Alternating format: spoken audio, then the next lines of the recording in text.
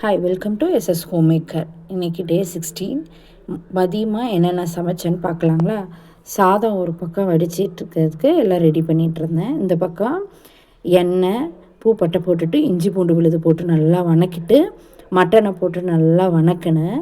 மஞ்சள் உப்பு போட்டு நல்லா கொஞ்சம் நேரம் வணக்கிட்டு மிளகாத்தூள் கொத்தமல்லி சிம்பிளாக தான் இன்றைக்கி செஞ்சேன்.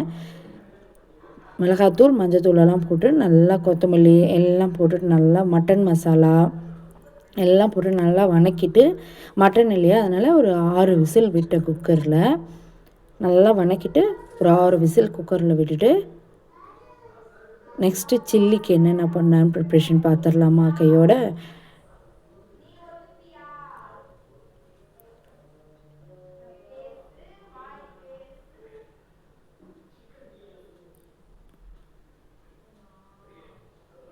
நெக்ஸ்ட் சில்லிக்கு இஞ்சி பூண்டு விழுது, மஞ்சத்தூள், மிளகாத்தூள், ஒரு முட்டை, அரிசி மாவு, கார்ன்ஃப்ளவர் மாவு எல்லாம் போட்டு வணக்கி எடுத்து வச்சிட்டேன். கையோட தேங்காய் அரைச்சி ஊற்றி வச்சிட்டேன். இந்தாண்டா எக்கு வேக வச்சுட்டு சில்லியும் கையோடு போட்டு எடுத்துட்டேன்.